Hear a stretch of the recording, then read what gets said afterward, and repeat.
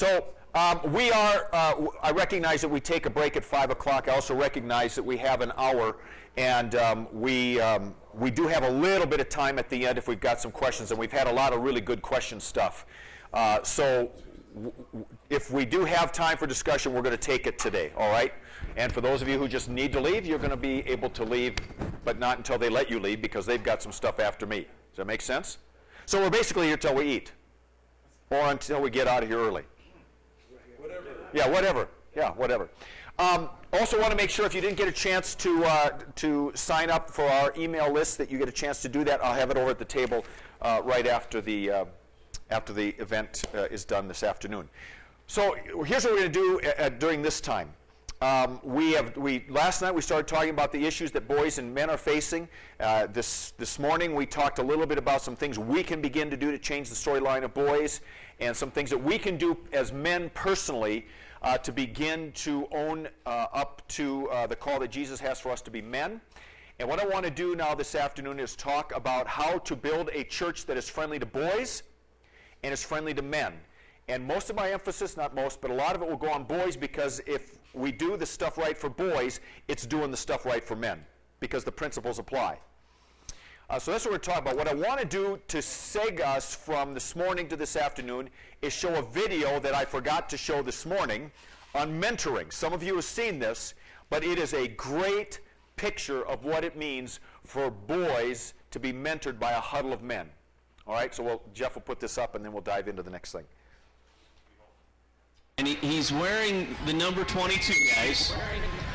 It is Jack Hoffman of Team Jack coming out on the field right now in this fourth down and short.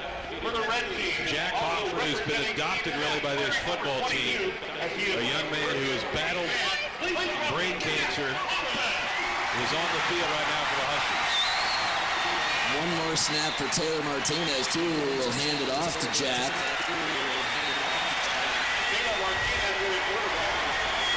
So Taylor gets the shotgun set, gives it to Jack. Here he goes. He's got blockers out in front. There he goes. He's running to midfield. Listen to this crowd. As Jack Hoffman, a young man that, as I mentioned, has really been adopted by this football team, just scored a touchdown. Oh, wow. What a moment. And both benches empty.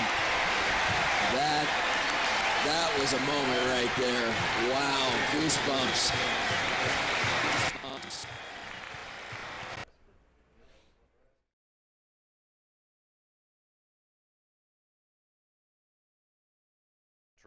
What did you And see? he's wearing the number 22, guys. Because Jeff didn't think you got it the first time. All right, teamwork. Self-sacrifice. Sacrifice, all right. Particularly the defense in that point, right? What defense wants to give up a touchdown to anybody? And they did, okay? Encouragement. First thing I noticed, what happened? The little boy went the wrong way. Yeah. And what did the quarterback do? Helped him out this way. Now, he didn't do it all for him, but what does a mentor do? He says, you're going the wrong way, pal. Go this way. And then people ran defense for the guy. They got the obstacles out of the way to help him succeed, and when he entered that end zone, what did they do? They celebrated. That's what it means to be a mentor. You guys can do that. So let's talk a little bit about how to build a church that's friendly to boys. Start with a story. This comes from my friend Michael Gurian. It's about a boy, he's about 8 years old or so.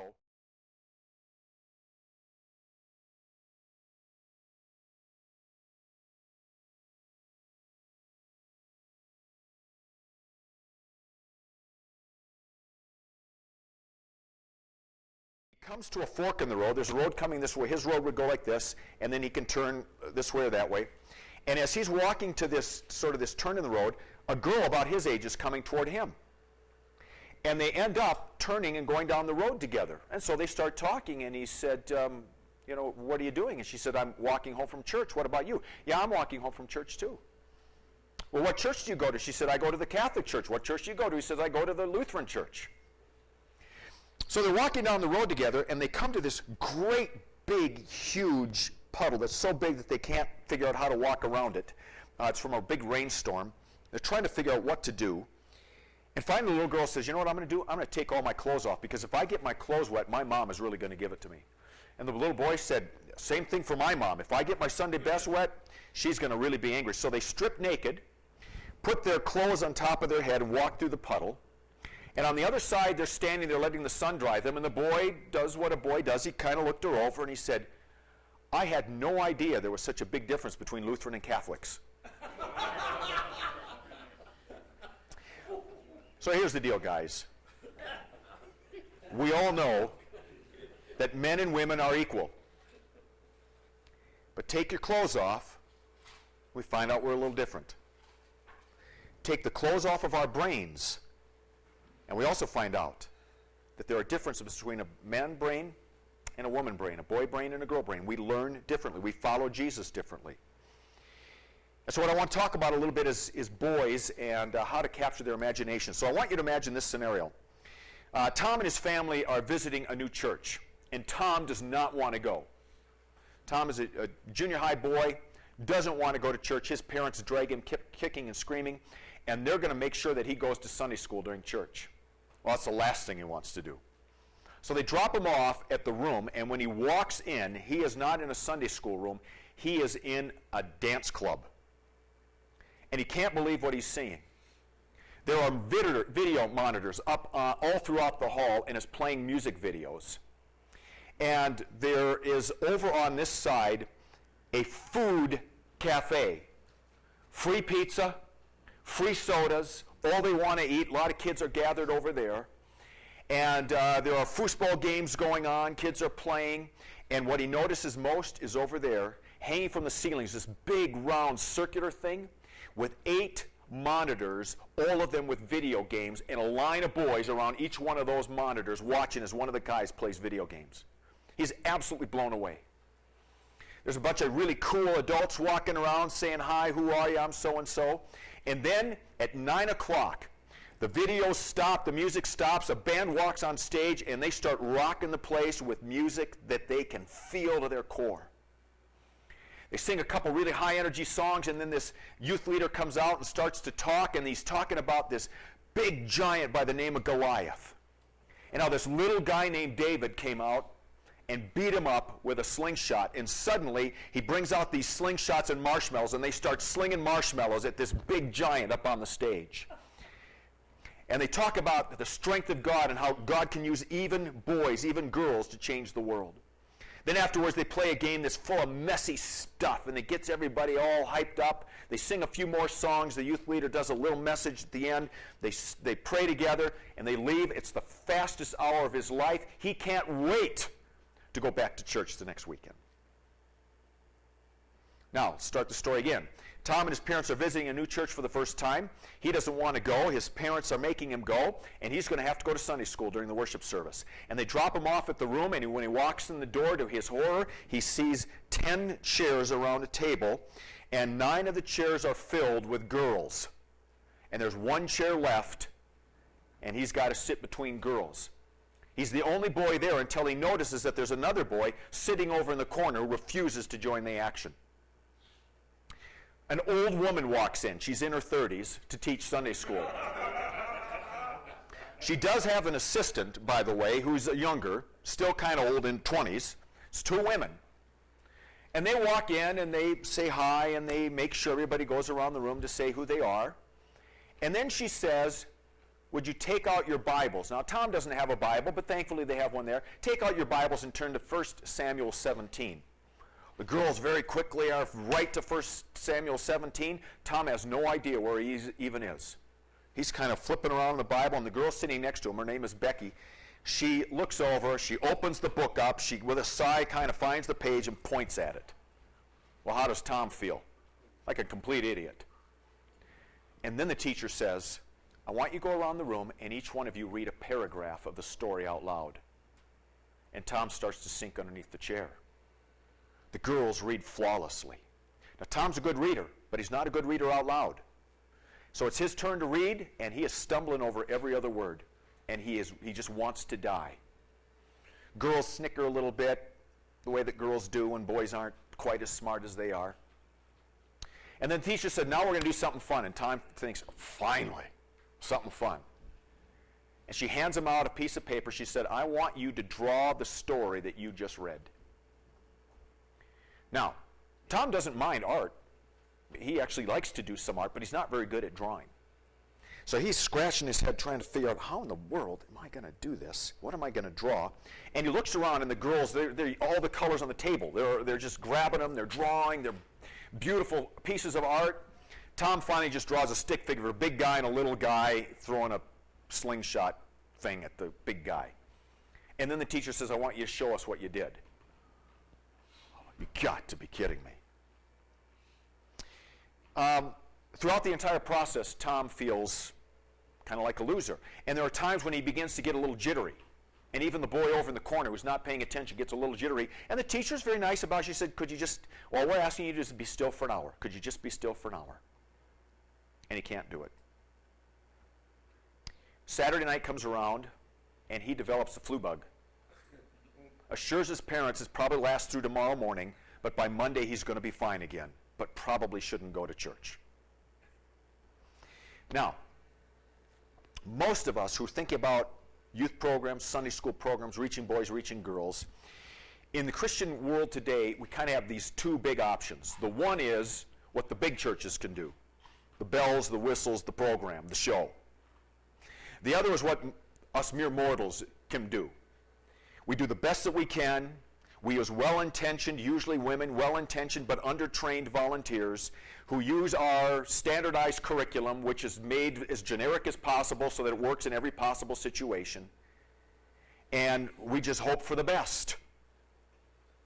And when we begin to analyze, really analyze who's in our Sunday school programs, we find increasingly that it's less and less boys, and the girls are still hanging around. And we kind of figure those are our only two options. We either do the really big show and reach our boys, or we just kind of just surrender and give up. Now, what's important to understand is just because you have the big show and you're engaging boys doesn't mean that you're connecting with boys and taking them to a place where they're following Jesus. Nor does it mean that just because we can't do the bells and whistles that we can't reach boys. So what I want to do is give you a bunch of ideas, things that you can do in your setting, because my setting's probably like your setting. We can't do the big bells and whistles. But there are things that we can do in a smaller setting to get boys' attention and begin to help them discover a passion for following Jesus. So I want to just give you a bunch of stuff to think about, and a lot of this stuff that I'm going to talk about in reaching boys applies to reaching men, and all the research tells us when you do a better job of reaching boys, girls do even better. The schools where the boys are getting better grades, the girls do even better. Because again, girls assimilate well into a boy's world. Boys don't assimilate into a girl's world. So, I'm going to give you a bunch of stuff. You ready? Got your pen sharpened? You got your brains open? All right, here we go. First of all, key is to embed a boy-friendly vision into your congregation's DNA. You can do a lot of different things to reach boys, but if your congregation hasn't bought into the fact that you're a community that's called to reach boys, it's not going to stick. Because you'll try some things and it may or may not work, and you'll give up. But if you're passionate about it, if you have a vision for it, you're going to do whatever it takes to reach boys. So how do you do that? Well, I don't know if I've mentioned this. I wrote a book on boys. And whether it's my book or books that Michael Gurian wrote or other people, boys and what's really happening with boys, to become boy experts, men and women, particularly in your leadership. It is absolutely crucial that the pastor takes the lead. Why? Because God always uses leaders to change the world. There's nothing great that's ever happened through a committee. It happens through leaders. And your pastor has to buy into it. Your pastor may not be the main force making it happen, but your pastor has to buy into it and support it, because when those little issues come up, you're talking too much about boys in this church, pastor. The pastor's got to be able to say, well, look around. As soon as we have as many boys as we have girls in this church, then we'll stop talking about it.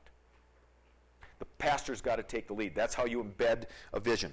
So it's important to get your parents to read about it, get your leaders to read about it, talk about it, pray about it, and become a church that excels at understanding boys. If I was talking about girls, I'd say the same thing, but we're talking about boys. Excel, become experts in the story of boys in the 21st century and what reaches them and what doesn't. So the whole congregation buys in. Secondly, and we'll talk more about this in a moment, train men to be men. That's kind of what we've been saying for the last day and a half together. We got to be men so that we can train our boys to be men. So a great church, if you want to reach boys, you've got to train your men to be men so they can mentor the boys. And I'll talk a little bit about that in a moment. It's also important to teach dads how to be dads. We talked about this last night at one of our tables. So I'm going to ask this question here, just to see. How many of you never heard your dad, never received a blessing from your dad, however you would define that? You never received a blessing from your dad. All right? How many of you never really heard your dad say to you out loud, I love you and believe in you? Okay? The majority, when I do these things, the majority of people usually raise their hands. And the reason why a lot of us don't know how to be dads is because we didn't necessarily have dads who knew how to be dads, because nobody's training dads to be dads. We think we can just do it, that it comes instinctually. It doesn't. There are certain things that we know we should do, but dads need to be trained to be dads, particularly in a culture where men have no vision for what it means to be a man and where dads are so busy. We need to be trained dads to be dads, and we need to train dads how to bless their sons. We really do a lot of things in our church to teach people how to bless others. And I mean, certainly there's boy, Jeff, you did a great job today. That's a form of a blessing. But I mean to look boys in the eye and say, I love you, believe in you, you're my son, and nothing's ever going to change that. So a few years ago, we did a thing we call the Man Cave Barbecue, which I'll talk about again in a little bit. And on this particular one, I invited the men to bring their sons. And they had no idea what we were going to do. So what we do at our Man Cave Barbecue is it's all the food you can eat for $10. So we just eat, we do some stuff. And then, so we had grandpas there, we had dads, we had sons. And then one by one, I had the dads bring their sons up front and publicly say in front of everyone, this is my son Mike. I love this guy. And I am proud to be his dad, and I'm proud of him as a son. And I modeled it first so that they could kind of see what I was expecting of them. And man after man got up, and sometimes we'd have Grandpa blessing his son who blessed his son, because we wanted to model and to teach and have the men experience what it means to bless their sons, to give the son the blessing that Jesus needed. What was it that propelled Jesus into mission and ministry? It was the blessing of his Father. And I believe that that blessing got Jesus through those 40 days, got Jesus through his mission and ministry, and right before he went to the cross, what happened again? He was blessed by his Father. Because Jesus needed to know he was the Son of the Father when he was hanging on the cross and went through God-forsakenness. So we teach our men how to bless. A few months ago when we had that horrific crime where all those school children were shot, that Sunday, instead of doing the sermon, I brought up all the kids at each service. And I had each child introduce himself or herself, and then the congregation said, Jeff, may the Lord bless you and keep you. And so the whole congregation blessed every single child that Sunday. We did a thing of blessing for boys when I preach on boys. We do a thing of blessing of girls when we preach on girls. So we're constantly trying to teach parents how to be parents and how to bless their children and to look for opportunities to say, I love you, I believe in you, and I'm proud of you. And boys in particular need to hear that from their dads or from male figures. It's great for mom, but we need some testosterone poured into us through a blessing. So we need to train dads how to be dads. Another thing that we need to do is to support moms who are raising sons. And one of the key areas is that moment when the son begins to differentiate from mom and begins to leave her, and she doesn't know what to do with that. Now, every boy has to go through that process to become a man. That's why so many tribes and cultures made it a ritual and would tear the boys from mom's arms, because the boy's got to leave the feminine, and the feminine has to let go of the boy so that he can return to her as a man. So when my son began to leave, my wife was at times in tears and said, "Why does my son hate me?" And what she needed, thankfully I kind of knew what was going on, what she needed was a church to help train her for that moment when her relationship with her son was going to change dramatically, and it would never be the same again. It would get better, but it was never going to be the same again. It was not her little boy anymore. She was now the mother of a boy becoming a man, who needed to be a man, who needed to become a dad, and so on and so forth. Are we training our moms to do that? What about all the single moms in our congregations who are dad and mom? How do we help them? How do we support them? That's a part of the mission of caring for our boys. Some specific things. We talked a little bit about this as we've gone. When it comes to discipleship, we need to get boys moving. All right, we're breaking every rule here by what we're doing. You're sitting. But get boys moving. Action-oriented learning. One of the things that we did when Michael and I created the Rite of Passage program is we made sure that the talking time went no more than 8 minutes. So we would talk for 8 minutes and then an activity. Talk for 8 minutes and then an activity. The only time where the talking is extended is when we talk about sex. And I find that the boys can sit pretty quietly and listen to that, because they're engaged, especially if you tell them stories that they can relate to. So I tell them my dating stories, or dating story or two, in my case. Because they're engaged with that. But every 7 to 8 minutes, we want them to move. And so sometimes before our Sunday school class, we'll take the boys out and they'll shoot some baskets, or they'll play a little rugby. We've got one of our staff members is from Australia, just to get the boys moving, doing some things.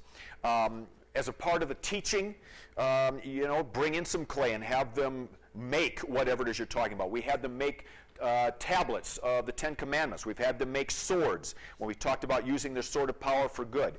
Boys want some activity. And don't be afraid to use art. Art isn't girly. But just recognize boys have different interests. Not every boy is a jock. Not every boy is an artist. Not every boy is an actor. But all of your boys are something. So use all of the different activities available to you and speak action.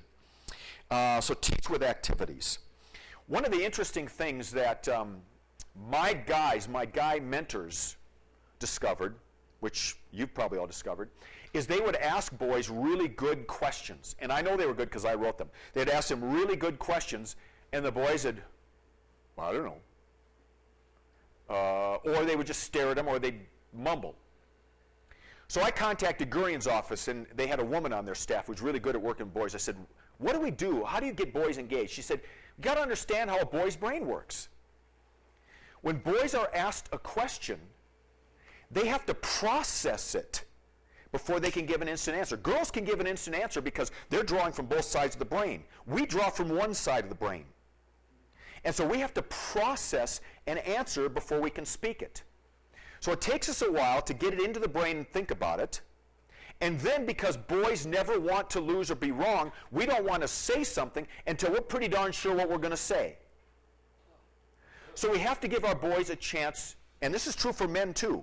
Not all men, because some of us are more verbal, but it's true for men too. It takes a while to process. In fact, researchers tell us that if you ask a guy a feeling question, it can take him from a half hour to 24 hours to process what he's really feeling. A woman accesses feeling and reason at the same time. A guy has to switch over to the other side of his brain to access feeling, and it doesn't come that quickly. Okay? So that's true for most of you. And it's true for our boys. So she said, first of all, don't ask a feeling question. Boys, what do you feel about this? Well, I don't know. Because they can't access it that quickly. So the first thing you say is, what do you think about this? But before you give them a chance to answer, give them a little stack of sticky pad papers, and have them do a couple of little sentences or words. Let them process by writing, because it's an action, which will stimulate their thinking. And then once they've written it down, then have them talk about it. So I went back to my guys and I said, I think I have this great idea that I got from the Gurion Institute. Try it. And instantly, it changed the conversation from, I don't know, to some at least coherent half sentences. All right? Because the boys had a chance to process what they're thinking. And when you're doing men's ministry, for guys particularly who aren't used to Bible study speak and answering questions about how you feel about the faith, give them a chance to write down a few answers before, and you'll find it will stimulate better conversation. Role play a story. Boys like to ham it up. One of the things that teachers are increasingly doing, even in public schools, is while they're teaching, they're having the boys stand up. And just the act of standing engages a boy's brain.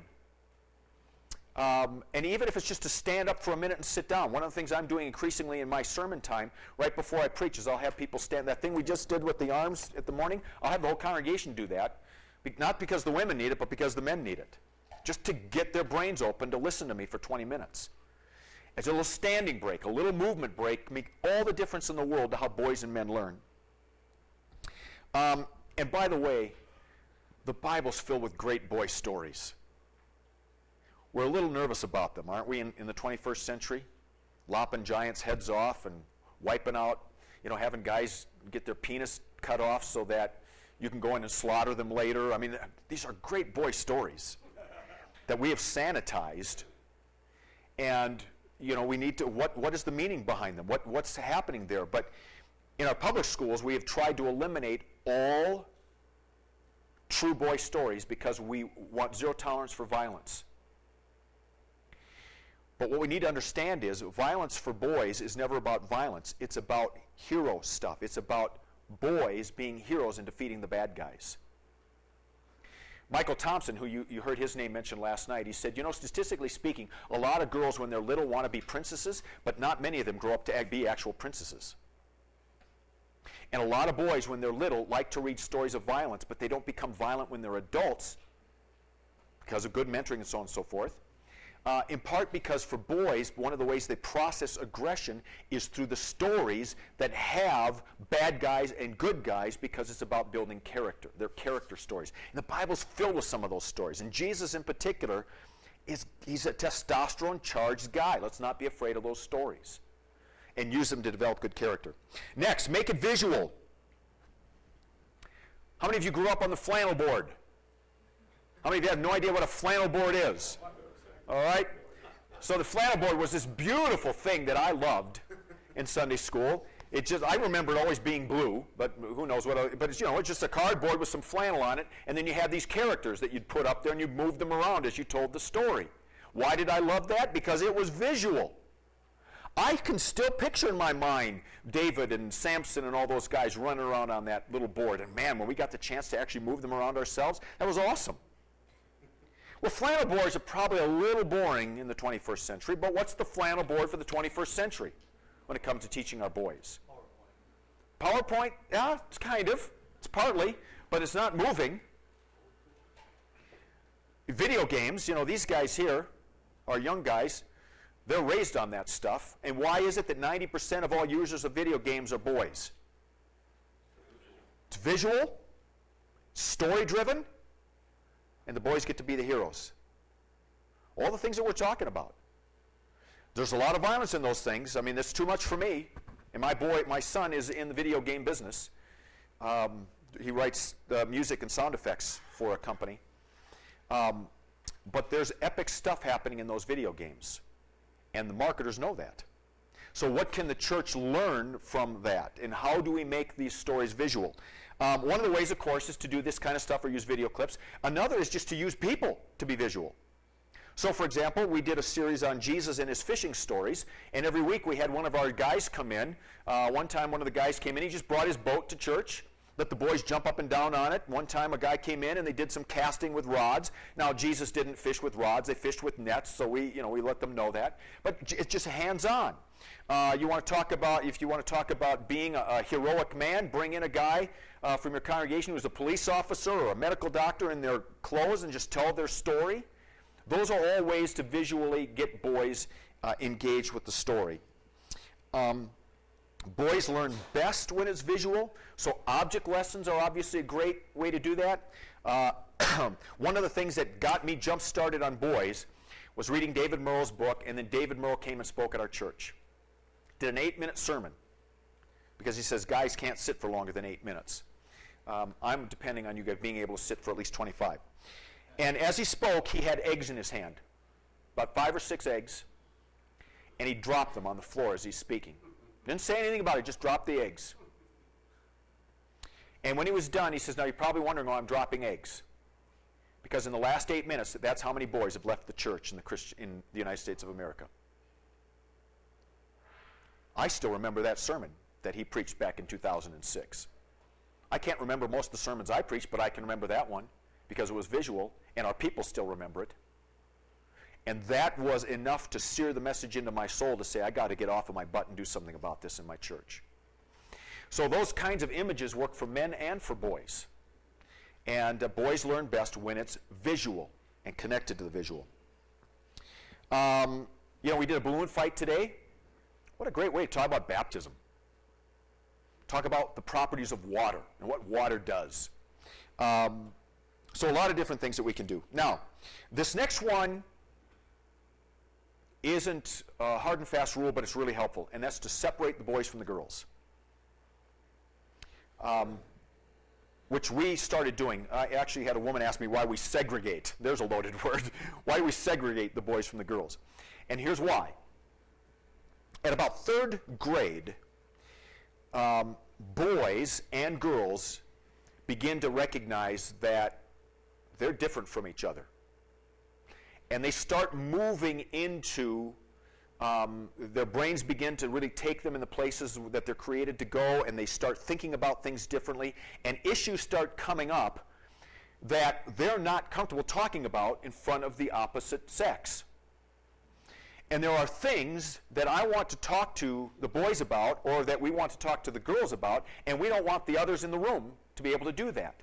If you're going to talk to boys, for example, about sex, you don't want girls in the room, because the boys are going to shut down, or they're just going to giggle with the girls around because they'll be so embarrassed. It's not going to happen. If you want to talk to the boys about what it looks like to be a man of honor and treating girls with dignity and respect, it's not going to happen with girls in the room. They're just going to laugh and think it's silly. But when it's just you guys, they're going to pay attention. And because boys' brains are wired to learn differently from a girl's brain, it's important to understand that generally speaking, a boy's brain is 1.5 years behind a girl's brain. It gets caught up by about junior high, but a boy's brain is about 1.5 years behind a girl's brain. It's one of the reasons why we were so angry all the time that girls our age were dating the guys 2 to 3 years older than us. Because the guys 2 to 3 years older were at the same age mentally as the girls, because we're that far behind in our initial growing up years. And so we need to separate our boys and girls so that we can teach to a boy brain and teach to a girl brain. Because the boys can't keep up with the girls, and they learn differently. And so we separate our boys out starting in 3rd grade, 3rd through 6th grade, and then we bring them back together again in junior high because we have a separate rite of passage program for our boys and our girls.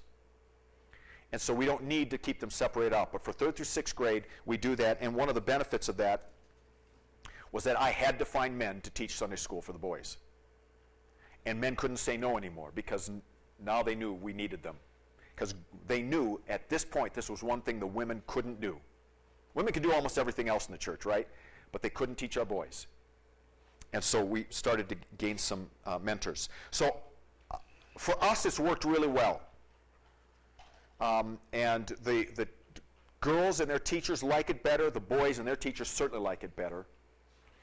But even if you choose not to do that, if you do all of the other things that we're talking about, your boys will be more attentive. Okay? Call boys to a masculine spirituality. Move your discussion about Jesus from a relationship to following. Boys don't have relationships with other boys. We don't use that language. We hang out. We pal around. But we don't, hey, do you want to have a relationship with me? A personal, intimate relationship with me? We just don't talk that way. Men to men, boys to boys. We just don't use that language. And Jesus didn't either. Jesus never said to anyone, I want you to have a personal, intimate relationship with me. He used man words, 2 of them. What were they? Follow me. Now that is action-driven, masculine spirituality. What does a mentor say to a boy? Follow me. What does a pastor say to a congregation? Follow me as I follow Jesus. That's what leadership looks like. That's masculine spirituality. It also means that we start reclaiming some of these great biblical words and put the masculine back into them. So that love isn't defined anymore primarily as empathy and gentleness and kindness. And I'm being a little sarcastic because it is that. But love, first and foremost, is agape. It is about sacrifice. It is about laying down your life for other people. That is a manly spirituality.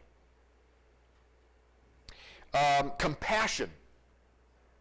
Again, compassion has been confused once again with sort of this touchy-feely, loving, caring experience.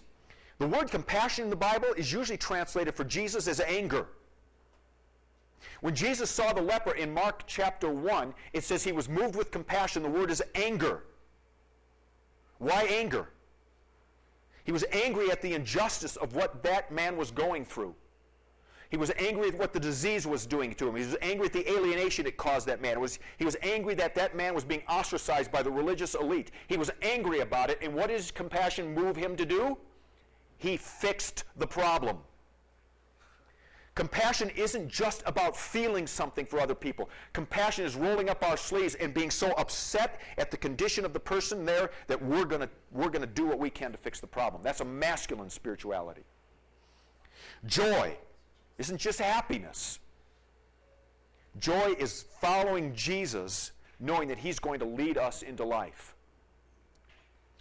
And grace. This was a tough one for us because our church is called Grace. How many boys do you know named Grace? Guessing none.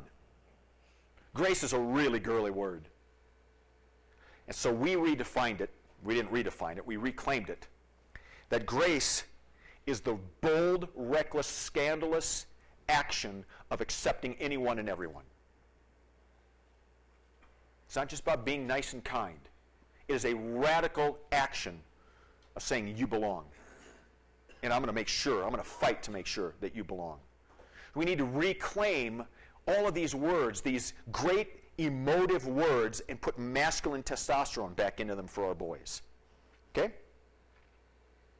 So I want to end our time about boys with what I want you to do is shut your eyes for a moment. And I want you to reach next to you, grab the hand of the guy next to you, and we're going to just rub his hand a little bit, and we're going to sing Kumbaya. No? All right. All right. Would have been a moment. All right. What I want you to do is close your eyes for just a moment. And I want you, in your mind's eye, to picture a boy in your life. It might be a son, it might be a grandson, it might be a nephew, it might be a neighbor boy, it might be a boy in your congregation, but a boy in your life. I want you to get him in your mind's eye. And I want you to imagine that you're standing on standing at the top of a summit, and you're looking at the top of the summit, you are looking over his life and what his future can be. You've got your arm around him, and you are looking at his future. His whole life is ahead of him. And as you're thinking about that boy, what would your hopes and dreams be for him? What would you like to see happen for him in his life? What kind of man would you hope that he would grow up to be?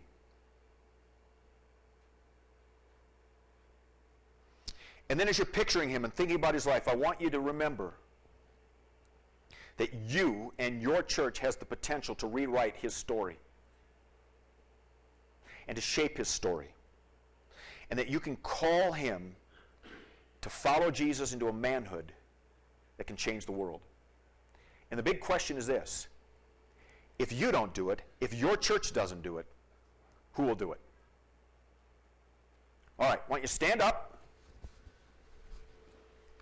Jump up and down. Do whatever you need to do. Get your bodies moving a little bit.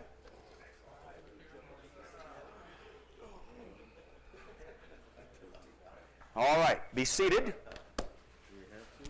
Yeah, well, you don't have to. You can go stand in the back.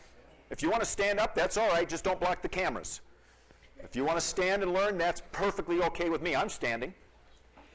All right, so let me build on what we talked about. Everything I've said now, I hope you understand, can translate to men's ministry. But let me focus in a little bit more on men's ministry for you. To step back, I said that reading David Murrow's book was eye-opening for me. And the reason why it was eye-opening was because even though we were doing a pretty good job of reaching men, as I started reading his book and he began to give examples of how the church has become feminized, I began to see that I had bought into that. For example, when I started our new congregation, I wrote out our mission statement and our vision and all that stuff. And it was written with highly relational language. We are going to be an accepting community of people who love and care for each other, and all of these kinds of things, which is good stuff. But it spoke better to the way that a girl or female brain is wired than a man's brain.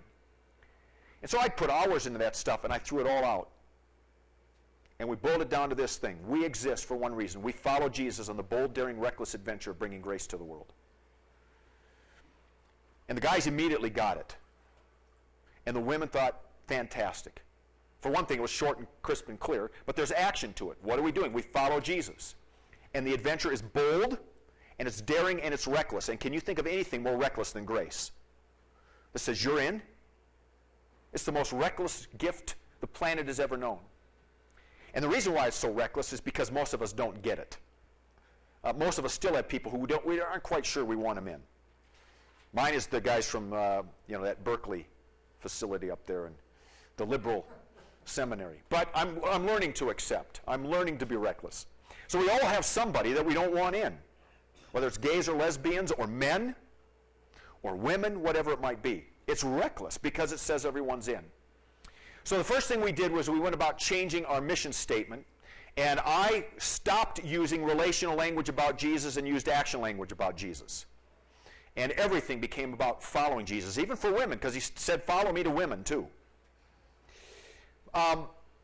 Then I started looking at our worship, and we do a lot of the contemporary stuff. We do all contemporary stuff. We don't use the traditional liturgy, except for we do communion and Lord's Prayer. And when I started looking at the lyrics that we were singing, I was horrified. Hold me close. Let your arms surround me. Jesus, you're altogether lovely. Huh? I don't normally go up to a guy and say, you're really lovely today. If I did, I'd probably have a shiner.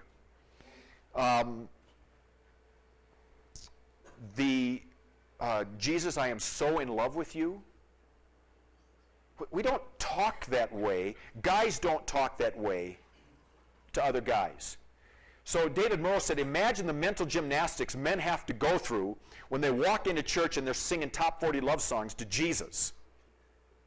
And the pastor's talking about, you are the bride of Christ, and he wants you to be a spotless bride. And guy, what? It's a good biblical metaphor, but it needs some parsing for guys. And I looked at all of our worship choruses, and I was just horrified because I bought into them. They moved me. Why? Because I understood what they were saying. I'm a church guy. I got what they were saying. I wasn't singing it as a man to a man. I got it.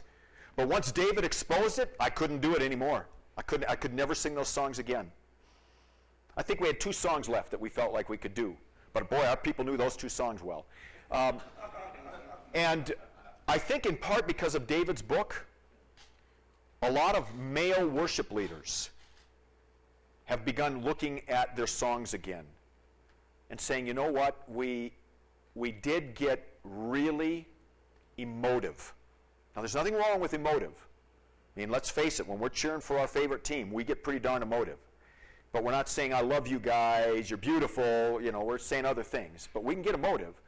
But there's a lot of our writers who are beginning to understand that worship needs a balance of some more personal language. Jesus, I this or I that. I worship you.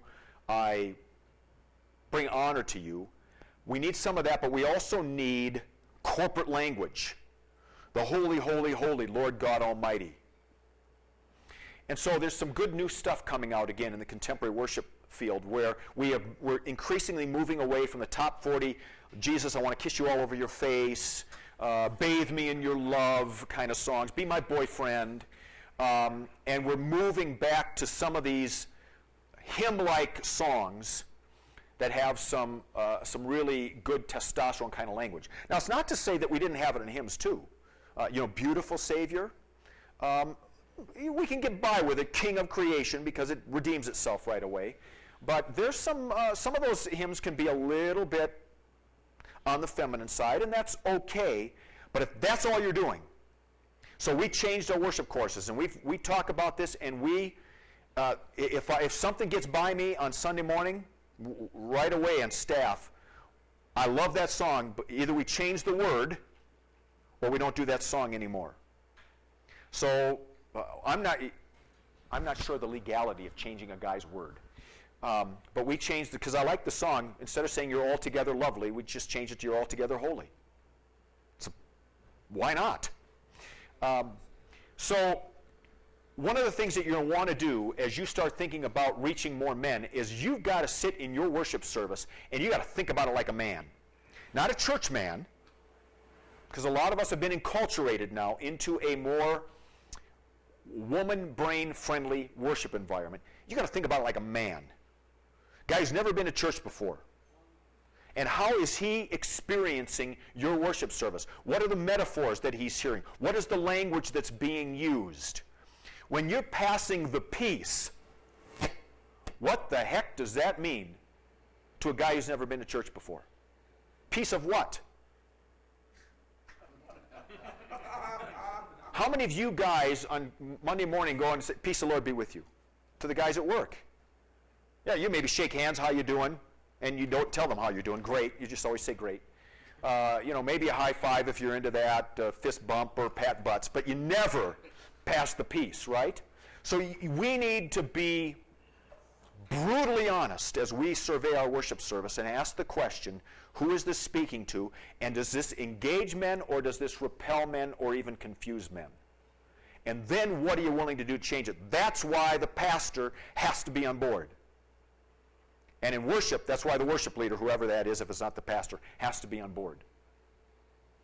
If we're going to reclaim men, then our primary get-together for guys and women has got to skew to men. Women will be okay with it because they inhabit a man's world. Men will not inhabit a woman's world. And this great story about the quilts on the wall is just a perfect example of that. I'll bet you don't see them. I'll bet when you walk into your church, you don't see that bouquet of flowers sitting up on the altar that's there in honor of so-and-so who's celebrating their 15th anniversary. Now, there's nothing wrong with flowers, but guys don't get the context of why there's some girly flowers sitting up on the altar area. So we've got to look at everything that we do through the lens of a guy. Recognizing, again, that guys are all over the spectrum. Stained glass windows, that's artistic, and there's some guys who are going to love that. And there can be some movement and liturgy and so on and so forth. But is the average guy who doesn't go to church, what would he think being here? What kind of experience is he going to have? One of the things that we're going to want to do is move, again, from that relational language to more following and action language. Small groups.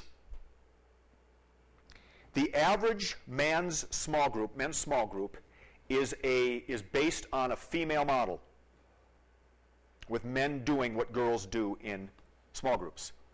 The average man's small group is we get together, we pull out a Bible, and what do? We talk. And we ask questions. And how are you feeling? Let's unpack that. That's a woman's model.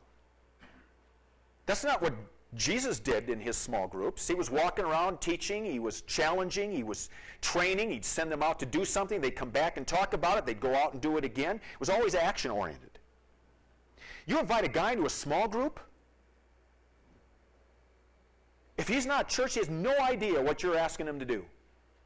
Now, if you ask him to come to an NFL draft party, or you ask him to come to a bikers club, or you ask him to come to a Habitat for Humanity experience, well, that he can do. But if you say small group, what do you do? Well, we just get together and we talk about what's happening in our lives. Whew, that guy's gone. He is gone. Let me show you a video.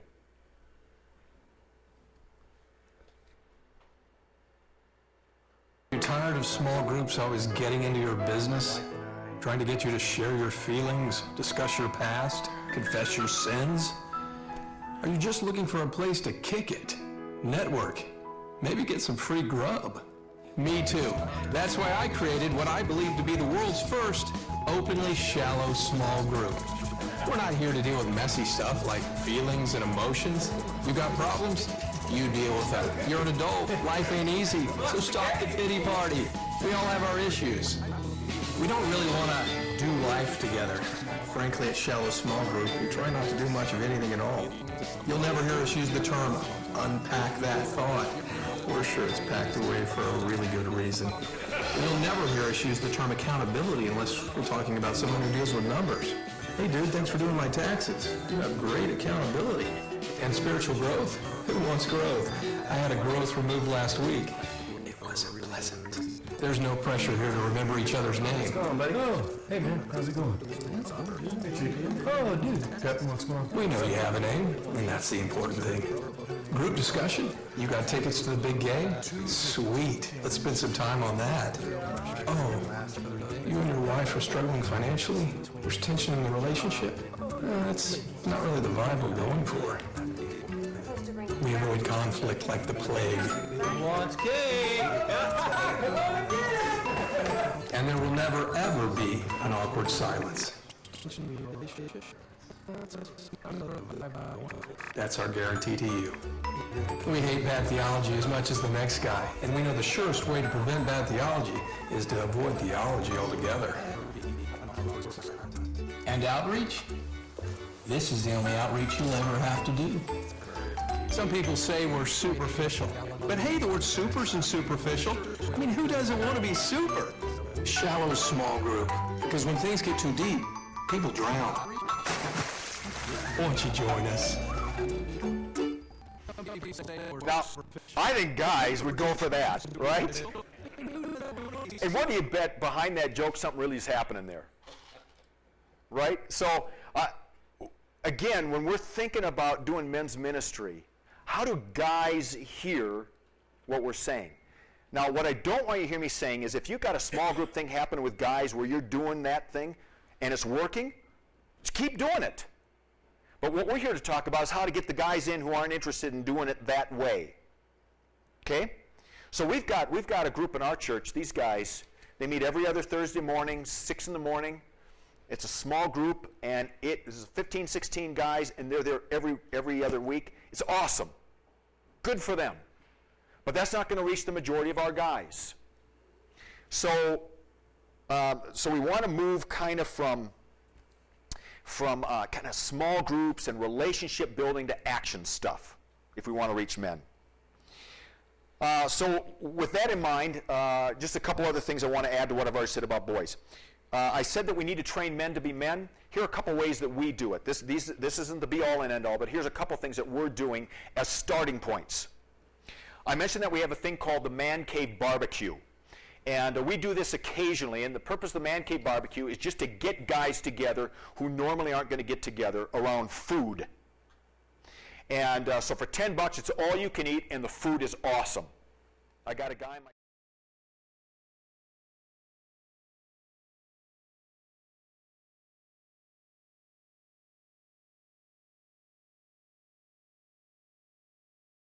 we actually do something to help guys understand what it means to be a guy who follows Jesus.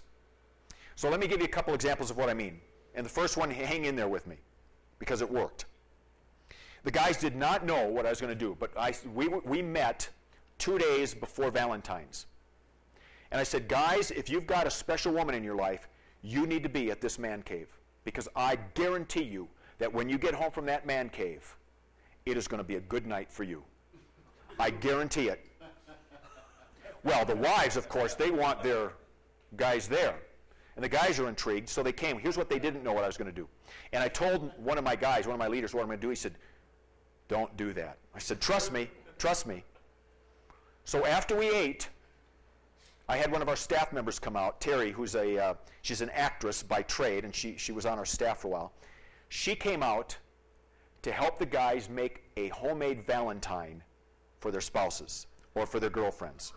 And you could have heard the groans. Are you kidding me? And we said, guys, the doors are locked, so you might as well do it. And once she gave the instructions, here's what happened. It became a competition to see who could make the best Valentine for his wife. And the guys were showing them off, and they were bragging about their Valentines. And to set the mood, we played Barry Manilow music in the background. And afterwards, before we left, all the guys got up in front, and we took a picture of them.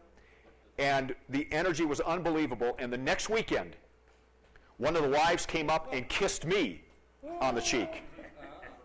And she said, it's the first time my husband ever made me a Valentine. And what do those guys learn? They may never make a Valentine again, but I taught them the importance of doing something that takes them out of their comfort zone to express their love to their spouse. And that's what good men do. Another time we had one where I had the men invite their wives. Again, nobody knew what was going to happen. And so I handed out a little test. How well do you know your husband or your wife? Oh, no, how well do you know your wife? So my wife stayed with the women, and they filled it out from their perspective. I took the guys into the other room, and I had them fill it out. I said, fill out these questions about your wife. They got done. I said, here's what I want you to do when you get back. I want you to walk in, put your paper down, take your wife by the hand, and take her out for a walk. And I want you to say 3 things to her. If I haven't said this lately, I want you to hear clearly from me that I love you. Secondly, these are the things that I love to do with you. And thirdly, before we die, this is what I'd love to do with you. And those guys walked out, they grabbed their spouses by the hand, and to watch these guys, all different ages, walking around our campus, holding hands with their spouses, having a conversation was absolutely incredible. And afterwards, a guy came up to me, he's in his 70s, he said, you know what, I've never said some of those things to my wife in all the years we've been married. And what he didn't know was before that, his wife had come up to me and said, do this again. My husband said things to me he's never said before. Now, those are not things that you would normally do with men, but in a context of trust and saying, we're going to practice being men today, I was giving our men a little tool to go home and be a man to their spouse or to their girlfriend. And so when we do our man cave barbecues, and we try to do them quarterly, it's a way just to get a bunch of guys together and have some fun together. Sometimes we'll just go out and play games, or we'll have competitions. We'll do obstacle course stuff. Sometimes we'll do this discipleship move. It's just a way to introduce the guys to other guys in a way that's non-threatening, and we'll stretch them a little bit, and we'll have some fun. And it has turned out to be a great experience for our guys. And again, the key point is make sure they eat well. Another thing that we're doing in our setting, and some of this it works for some guys, not all guys. There are 2 different, what I call training courses for men. The first is one I referenced called The Quest for Authentic Manhood by Robert Lewis. It's a 24-week experience. And the first year is all I've done with our guys. I did it 2 years in a row. First year, it is absolutely incredible stuff that every man ought to go through. He talks about the 5 or 6 different wounds that every man has in some way, shape, or form, and gives you some practical insights on what to do to begin to heal those wounds in order to be a man. He talks about what it looks like to be a man who follows Jesus. He gives a good definition of manhood that isn't stereotype and about all the machoism that we see. It's just really about following Jesus, heart, soul, mind, and strength. It is really, really good stuff. Now, this is my personal perspective. I bought the second year, and as I started going through it, I didn't find it quite as compelling. I came across another program called Knights of the 21st Century. And, oh, by the way, with the Robert Lewis stuff, he's got a video that you can watch. Basically, it's a lecture, and then the guys get into small groups with some questions they can do. Or pastors you can get, or your teachers can get the script and teach it, which I did. Because there were things that I wanted to say that Robert said differently than I would say them, or I would say them differently than Robert did. And every once in a while, then I would use this video when I needed a break.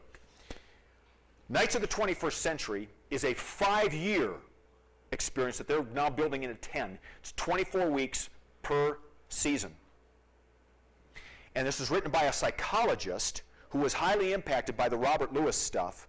But from a psychologist point of view, Robert was strictly speaking as a pastor. This guy's speaking as a psychologist. He wanted to take men through a little different process.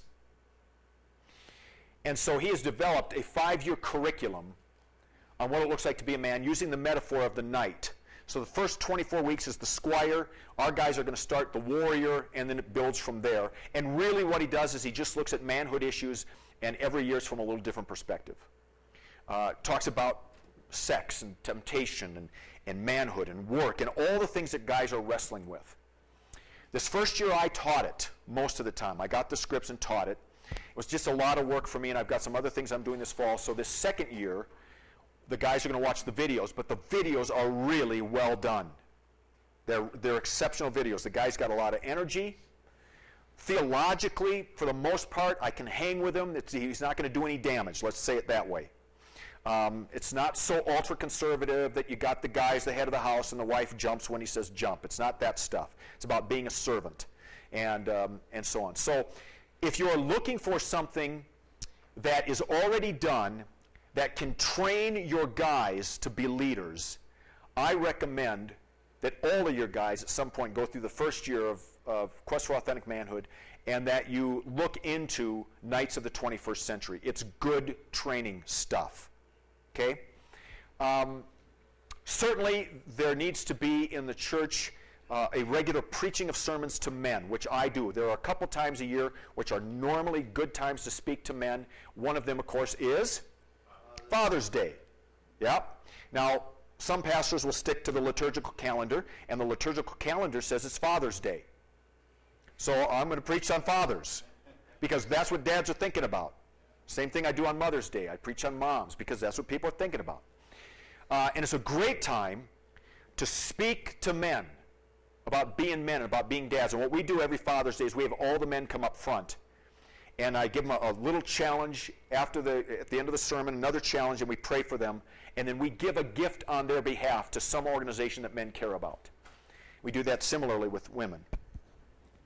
One of the things that David Murrow recommends, which we tried for a while to kind of get us jump-started, is to do a huddle at the end of the service. So when your service is done, you say, men, I want to speak to you for 5 minutes. You bring the men up, and then you do an object lesson that summarizes what the guys learned in the sermon.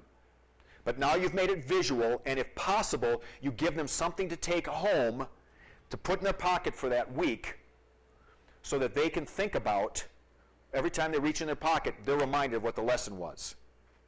So I did that with the guys once, and I can't remember exactly what it was having to do with sacrifice, and I gave them a nail. And I said, every time you reach into your pocket, I want you to squeeze that nail a little bit to remind yourself that you're called to be a sacrificial servant. And so guys were coming up to me and say, I did that all week long. It was a great reminder, because guys need something tangible. And he said, if you don't have a men's ministry, that can be your men's ministry. Every week, you get 5 minutes with those guys to do one quick little object lesson and then send them out. And he said, here's what happens. First of all, you get the guys together, and it's just the guys, and they feel kind of special. Then when they're in the car driving home, if they've got family, for example, a son or a daughter, they'll say, hey, what the pastor want to talk to you about? And what happens? Dad starts communicating the gospel to his kids. He tells them the story that he just heard. Or he talks to his wife about it. He said, you know what? He said, I need to, the Jesus is really calling me to do such and such. And I think he's right. I'm going to do that this week. It's a beautiful concept. So it's a great way to launch a men's ministry. It's a great way to have a men's ministry if you don't have a lot of resources available to you. It's a great way to just keep supplementing your men's ministry. Every once in a while now I'll do it with the guys. And the reason why I don't do it as much anymore is because I really try to gear my sermons to guys all the time. So I'm speaking with kind of our men in mind and knowing that the women are listening along. So those are some things just to think about for men's ministry. It is now 10 after 5. So we've got, we've got till 7 o'clock. Right, Jim? So I think I'm going to end there, and then just again remind you of the resources I have for you, and then see what questions you have and follow up, and we'll just go for a few minutes, and then we've got a couple of things. So I've got the book, and by the way, one of the things I want to say about my book, when I was pitching it to publishers, they asked, who are you writing to? I said, I'm writing to men. This is a book to men about boys, because I know the women will read it. But I wanted to write it to men. So those of you who've read it know it reads fairly easily, a lot of stories. It's not simple language, guys. I didn't dumb it down, but I tried to write it with guys' action and thinking in mind. So if that's a helpful book for you, your congregation, if you want to buy one for your pastor and give it to him or her, great thing to do. The Rite of Passage program is there. You can look at it. We've got flyers, and I've got a little card there with information. I am on Facebook. I'm on Twitter. And if you do our sign-up list that we'll have at the table, I'll send you that information next week if you want to follow me. All right? Yes? We have a full-time lay Yes, I'll repeat the question. Yes. We have a full-time lay associate who's female, and I'm just wondering, what do you tell the women pastors or the female lay associates?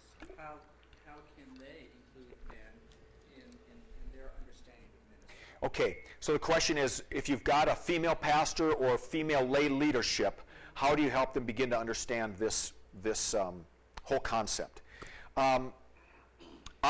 I think the best way to do it is to buy a resource like my book or Michael Gurian's book about boys and say, what I'd like to do is I want to give you this gift.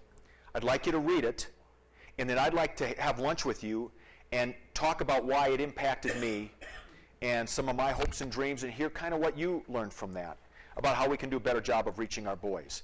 And not come in demanding we got to change our church, not come in saying, you don't get it, but to say, this is something God's been speaking to me about, and here's a good resource and why, and I'd like to know what you think, and here's what I'm thinking, and begin to have a conversation.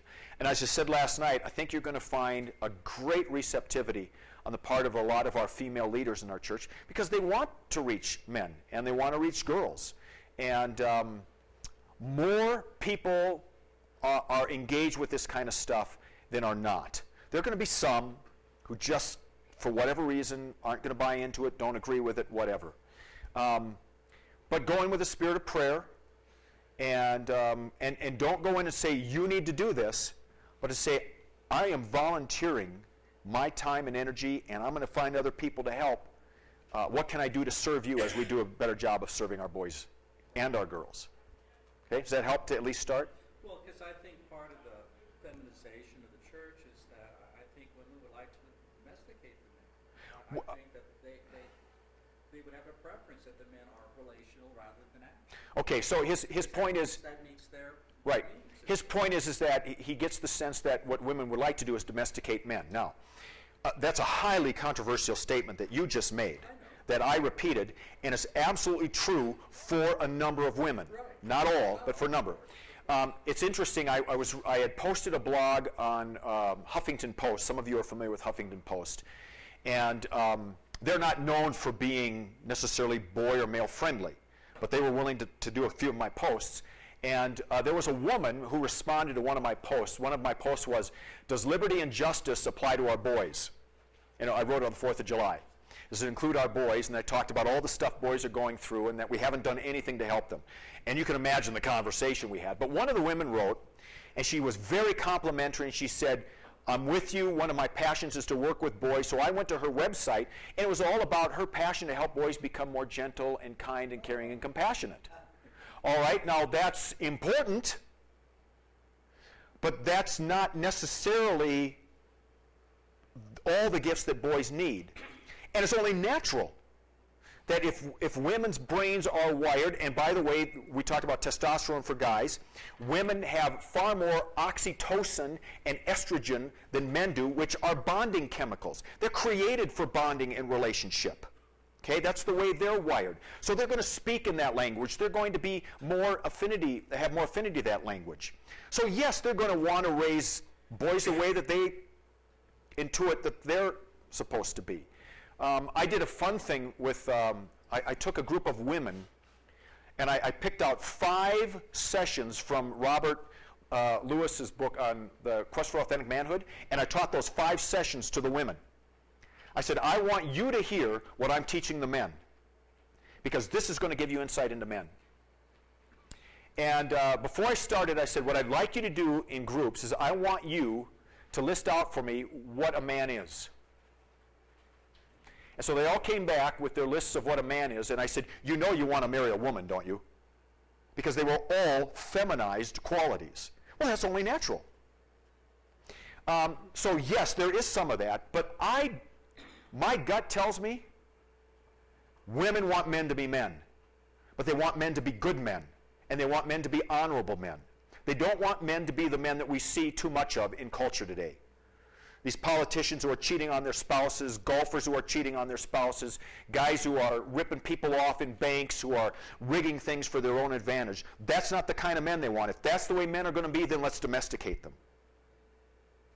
But if men are going to be the kind of men who will sacrifice themselves to build a better world and will bring dignity and respect and justice to the world, that's the kind of men they want, and that's the kind of men they need. The reason why they're not clamoring for it is because they don't see that kind of man anywhere. They can't hold it up as a model.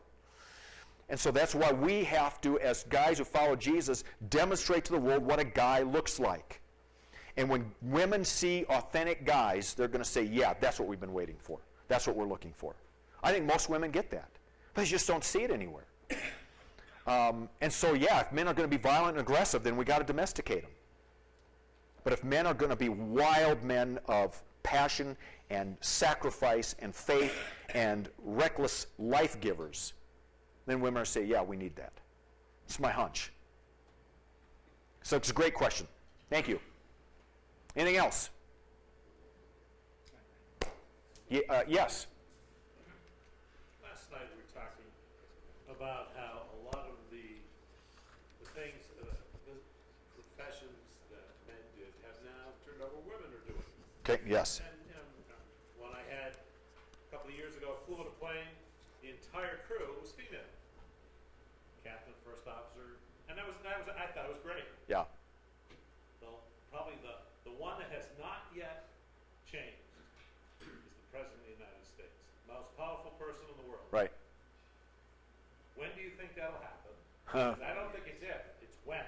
Right. And what do you think men's reaction is going to be?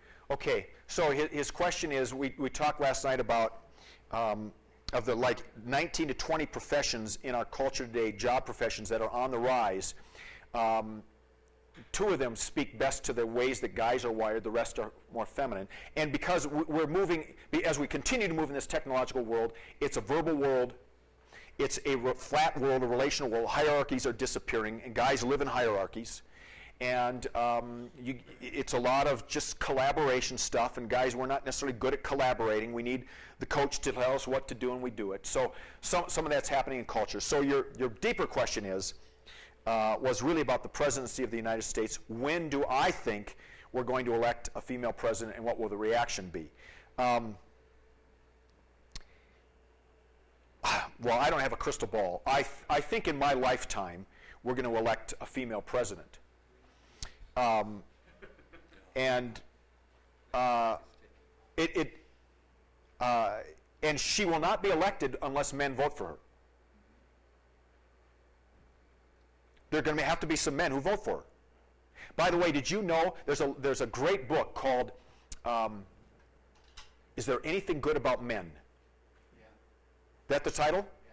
By Roy Baumeister, Meister, something like that. And he makes the argument that in current culture, there's sort of this man versus woman, and that guys have always tried to be patriarchal over women, and he just debunks all of that. He says, guys are great fans of women. Guys really like women. He He said, did you know that it was men who enabled women to vote? Think about that. Women never had the right to vote until men said women can vote. And so he makes all of these arguments. He says, yeah, there's areas of life and there are times in history when men have lorded it over women. He said, but really, when you look at the real story of history, there's not a bunch of guys trying to hold down women. Guys have really tried to work in partnership. This whole battle has been made up. But in part because we have to talk about boys falling behind, you know, you can get into these traps. But coming back to your question, when you have a president, as we do currently, who speaks woman well, and President Obama speaks woman well. He was raised by a woman. He's married to a brilliant woman. He's got 2 daughters. He speaks woman well. Mitt Romney, he didn't speak woman so well. A lot of Republican guys have been having a hard time speaking woman well. So, for me, I think women would like to see a female president someday. I don't think that's their biggest issue. I think they want somebody who understands women's issues. And they certainly have that in Barack Obama. And they're going to have it in whoever their next candidate is, male or female. The challenge for the Republicans is that they've got to learn how to value women as good men should value women, if we're always going to put women up for election. Now, when a woman is elected, I think most men are going to treat her the way they would treat any president. If she's a great leader and she agrees with their policies, they're going to think she's great, and if she does stuff they don't agree with, they're going to think she's horrible. And I don't think that they're going to judge her on the basis of whether she's a woman or not. Some will. Just like the overwhelming majority of people are not judging President Barack Obama on the color of his skin. Some are trying to make that an issue, but that's not the issue. There are a lot of people who just disagree with him because they disagree with his policies. It has nothing to do with the color of his skin. And there are a lot of people who think he's awesome because they agree with his policies. It has nothing to do with the color of his skin.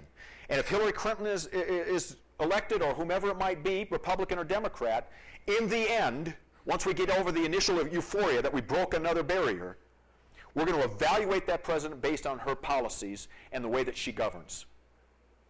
And I think we're ready in our country for that to happen.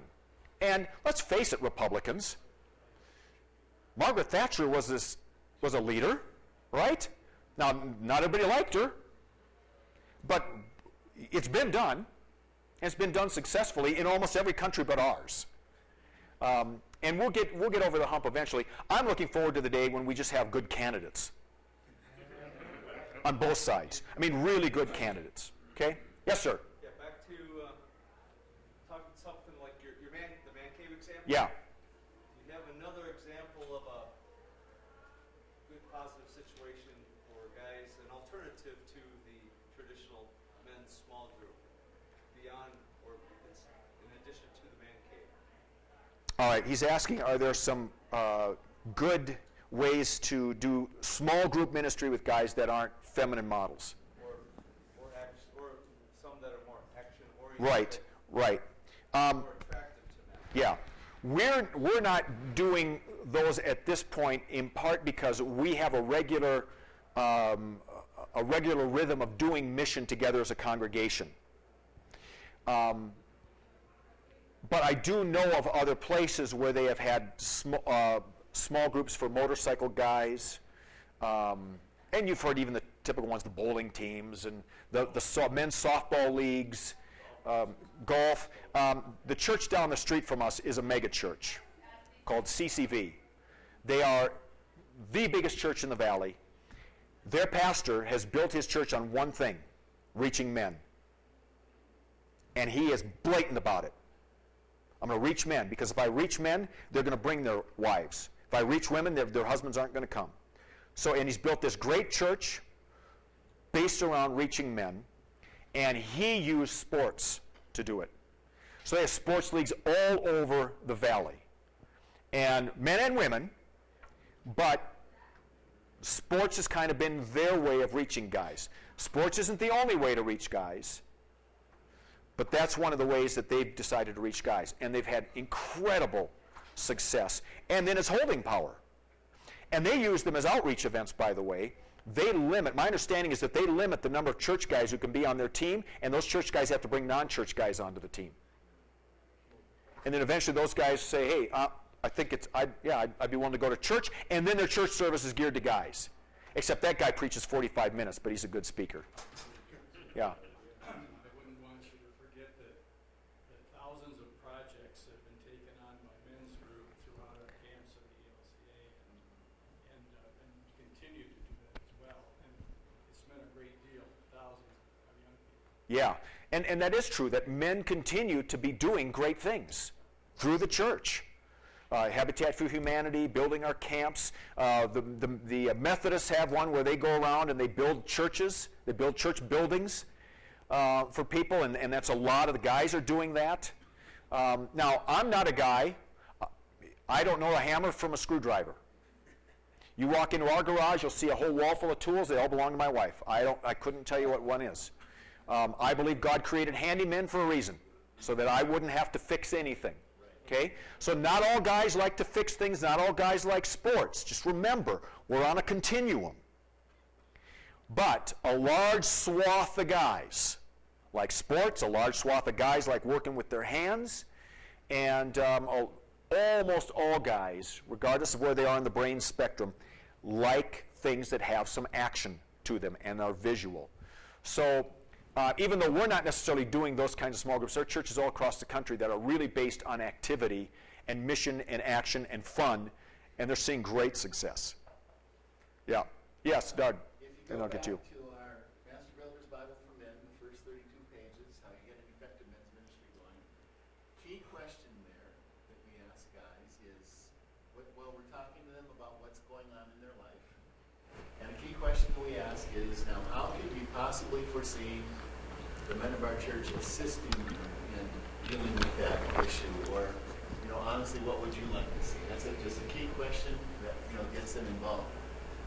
I've heard of several men's groups. There's, some guys in a church together connected that found out they all really enjoyed cooking, and we have guys that come together and cook. All right, a cooking class, or a cooking group. It's awesome, of guys.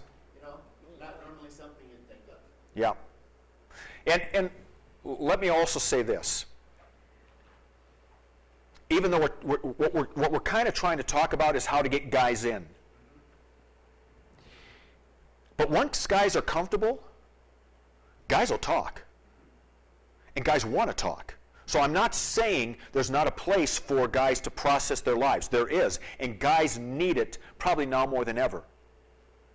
But they may not want to start with an invitation to say, we're going to unpack our lives together. We'd like you to be a part of that. We're going to live life together. I want you to be a part of that. But once they're in, and I'm always amazed how I can give guys, once they've won trust with each other, I can just give them one question, and it's like listening to a bunch of girls talk. I mean, you just can't shut them up. Now, when you start to listen in, the question wasn't about how the Cardinals are doing, or they can get off topic pretty easy. But there are guys who can open up pretty darn fast and want to, because there's a lot of hurt and pain in guys' lives as well. And so to give space to process is really important. So we're talking about kind of getting them in. But once they're in, guys need places to do life together. And that's really crucial. But sometimes we start there rather than kind of meeting them where they're at. Yeah, Green Bay Packer. You talked about the meaning of mentors and good role models. In the book, one of my favorite simple examples of that is the Sunday school teacher named Fred. Yes. Share that and elaborate. Okay, so in my book I talk about one of the men who made a profound impact on my life. By the way, the first Sunday school teacher I remember was Mim, a woman.